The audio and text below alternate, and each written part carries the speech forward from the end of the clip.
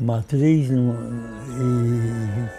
e catedral não é designação de arquitetônica, não. Por causa do prédio que é alto. Quer dizer, era alto porque o pedreiro tinha material para fazer e fez. Mas a catedral não é aquilo. A catedral é a igreja que o bispo frequenta.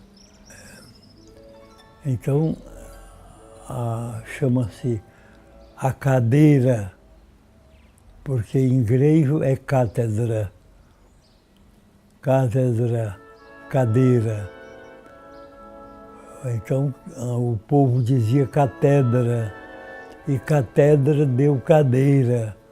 A cadeira em que o bispo mestre em ciências evangélicas se senta para prestar atenção aos seus companheiros que crescem ou querem crescer no conhecimento de Jesus Cristo.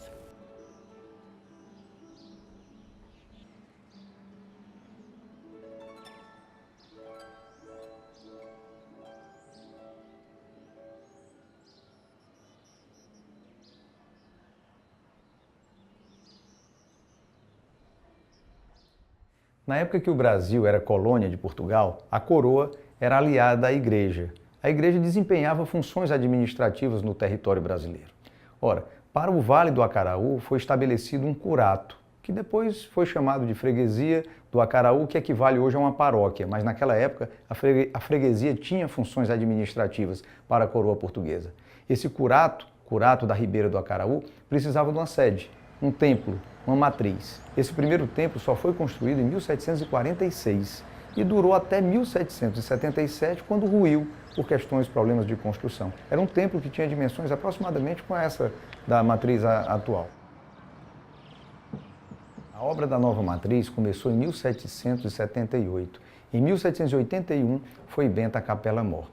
E os seus retábulos foram feitos em madeira.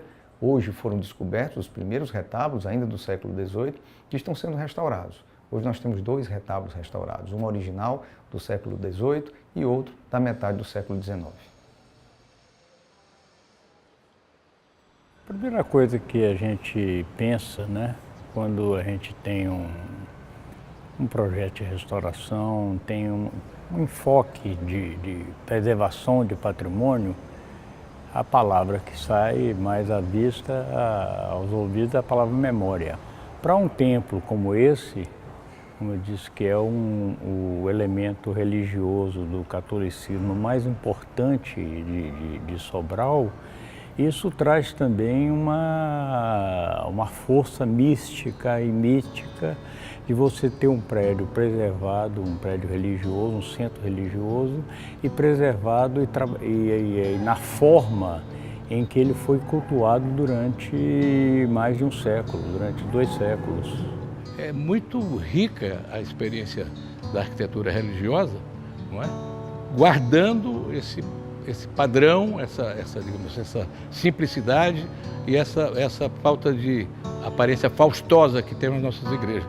Não deixam de ser bonitas. Eu costumo chamar de um barroco caboclo, uma coisa feita aqui com as pessoas locais, não é? Com a tradição naturalmente herdada dos portugueses, não é? E com a importância enorme para a formação da nossa cultura. E nesse caso específico, Sobral, tem nessa igreja aqui uma importância, ela está sobranceira sobre o rio. Apesar dela estar no ponto mais alto da cidade, onde ela domina, parece naturalmente uma marca que a igreja fez na formação dessa cidade. Ela domina com as suas torres, não é? O panorama geral da cidade de Sobral. O trabalho, na verdade, foi uma surpresa essa obra aqui, né? porque a gente não tinha noção de que íamos encontrar tantas nuances de cores, de tonalidades nesses altares, né? Eles estavam brancos, repintados com várias camadas de repintura branca, né? E a parte que é dourado, que vocês estão vendo hoje dourada, era uma purpurina oxidada, então ela estava preta, escurecida, né? Então o que você via era branco e preto. E quando nós começamos a trabalhar e fomos encontrando essas cores todas que vocês estão vendo aqui, que a princípio parecia estranha, mas depois a coisa foi se compondo e a gente foi realmente tendo condição de fazer a leitura estética mesmo da obra, e ela é mesmo colorida do jeito que vocês estão vendo. Estamos finalizando essa primeira etapa dos trabalhos com a entrega dos altares, do douramento, enfim, os trabalhos que estão em andamento. E nesse momento estamos fazendo o reentelamento da tela principal, da tela do altar-mor, em entendimento com o IPHAN, com o bispo, com os órgãos competentes para a fiscalização do nosso trabalho. Chegamos à conclusão que essa tela não deve voltar mais fixa nesse altar. Então fizemos uma proposta da elaboração de um equipamento onde a gente vai ter a opção de que essa tela fique retrátil. Ela volte para o altar, mas ela é retrátil, ela é mecanizada, com segurança, com um aparato de segurança, chamando a atenção que é o primeiro